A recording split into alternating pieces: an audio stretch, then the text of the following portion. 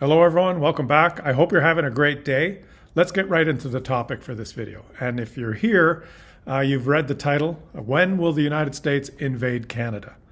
And if your initial reaction was, well, that's ridiculous, that will never happen, that's part of what I want to discuss. When you consider the word invade, what might pop into your head is this picture of US tanks crossing the border, taking over our oil fields, missiles landing on our cities, and troops parachuting out of American planes into Toronto and taking over the streets. Now, that's not what I'm talking about. There are many modern ways that a country can invade or control or extort the resource wealth of another country. That's what I'm talking about. Donald Trump has somewhat of a superpower, and this is his superpower. Many times he says things that are really stupid. Nothing bad can happen. It can only good happen. And we hear things like that, and many of us think, what an idiot. And we make fun of him. I've made fun of him, and many of his opponents have made fun of him. And I'd say about 80% of the things that come out of his mouth are as stupid as the one that I just posted for you. His superpower is his ability to speak to two different audiences at the same time. While he spews out the nonsense, like what I just played for you, he's speaking to the audience that opposes him. And that audience concludes that he's an idiot and he doesn't know what he's doing. But mixed into this sea of nonsense that spews out of his mouth is about 10 or 20% of what he says that's targeted to his followers. They can hear him, and the mainstream media in the United States and Canada is incapable of hearing what he says from the perspective of being a follower of Donald Trump. Now, I re-listened to the speech that Donald Trump gave to his top military commanders when he gathered them all in person in Virginia. And I took particular care to listen to what he actually says, the 5% of the words that came out of his mouth that actually meant something, and tried to ignore the 95% that were just ridiculous nonsense. And when you actually listen to what he says, and when you put that together with what he said in the past, I'm speaking of the 5% of information that comes out of him, it starts to paint a very scary picture. Let me play for you here a couple of things that I clipped out of that speech. He starts right away by basically telling his generals that if you don't like what I say and you don't agree with me, you can walk out the door, but there goes your career. Basically telling them, threatening them, that I'm the commander-in-chief, and I'm going to tell you what to do, and if you don't like it, you're out. You know what? Just have a good time. And if you want to applaud, you applaud. And if you want to do anything you want, you can do anything you want. And if you don't like what I'm saying, you can leave the room. Of course, there goes your rank, there goes your future. And then he rambles on for about 30 or 40 minutes, speaking about he doesn't like the way the ships in the U.S. Navy look. They're not visually appealing to him.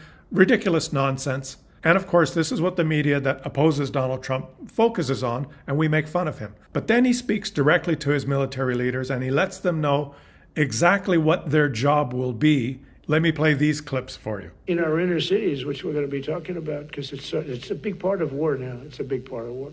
We're under invasion from within. No different than a foreign enemy. The ones that are run by the radical left Democrats, what they've done to San Francisco, Chicago, New York, Los Angeles, they're very unsafe places, and we're going to straighten them out one by one. And this is going to be a major part for some of the people in this room. That's a war, too. It's a war from within. We should use some of these dangerous cities as training grounds for our military, National Guard, but military. And then he starts talking about the Golden Dome and referencing Canada's participation in the Golden Dome. And we've begun construction on what we call the Golden Dome missile defense shield. It'll be the most sophisticated in the world. You watched it do well.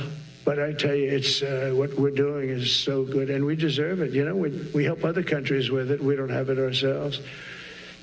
And Canada called me a couple of weeks ago. They want to be part of it. To which I said, well, why don't you just join our country? You become 51, become the 51st state, and you get it for free. So I don't know if that made a big impact, but it does make a lot of sense. It actually makes, because they're having a hard time up there in Canada now. And when you look at a illustration of the Golden Dome, if you look up what it looks like, you see a picture of North America, and you see this big dome defense system, which covers the United States, Alaska, Canada. It's a big dome, and we're right in the middle of it. And again, as he spews out a big word salad of nonsense, he lets it slip that, well, Canada should become a 51st state so they can get this golden dome for free, because they may be reluctant to pay the big price tag that I'm going to charge them to be protected by this golden dome. So if you start stringing together all the things that he's said since he's been elected and even during the campaign, the actual things that were concrete statements about what he's going to do, forget the 95% BS that's spewed out of his mouth, the actual things that he said that meant something.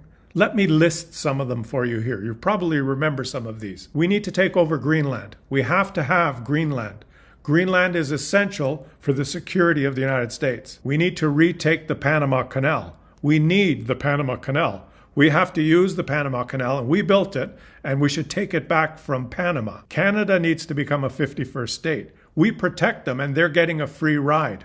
We're not going to give them a free ride anymore. If they want us to protect them, they should become a 51st state. We're going to build a big, beautiful golden dome to protect our interests, and it's going to cover the United States and Alaska and Canada and Greenland, and Canada better pay their share. They could have it for free if they become a 51st state. And now he's gathered his military leadership together and let them know that they need to fight the enemy from within.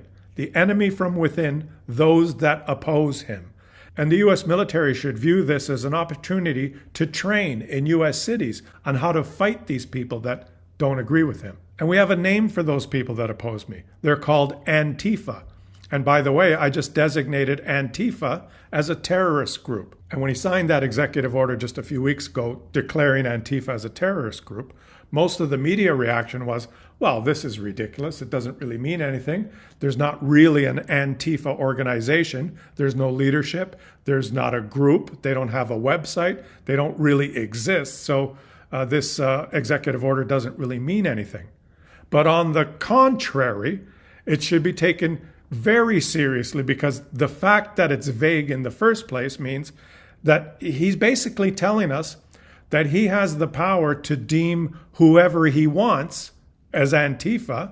And once he declares, well, those people are Antifa that are protesting in Chicago, they are now terrorists because I've declared that Antifa is a terrorist organization, and I'm going to use my military to take care of them. This is an essential step that a dictator uses, and that is to take control of the military. If the U.S. military falls in line and carries out the commander-in-chief's orders, then it's all over. Then he's in control for as long as he wants, and he can carry out whatever agenda he likes. And then you have to go back and remember the things I just mentioned that he said as he journeyed to this point. And he was asked by reporters when he spewed what we called rhetoric at the time, when he was talking about Canada, Greenland, and Panama. And reporters asked him, would you be willing to use military force to take over Canada? And his answer was haunting. He said, well, for Greenland and Panama, perhaps I'd use military force, but not Canada. I'll use economic force to take over Canada. And throughout the campaign and throughout this first 6 months of his presidency, the failure of the media, the mainstream media, to actually listen to what he says is shocking because, like I said, he speaks to his base directly and tells them exactly what he's going to do, and then speaks to the opposition with 80% BS that spews out of him. So the mainstream media is consumed by the BS, the cloud of BS that emanates from him, and his base, his supporters, actually listen to what he says.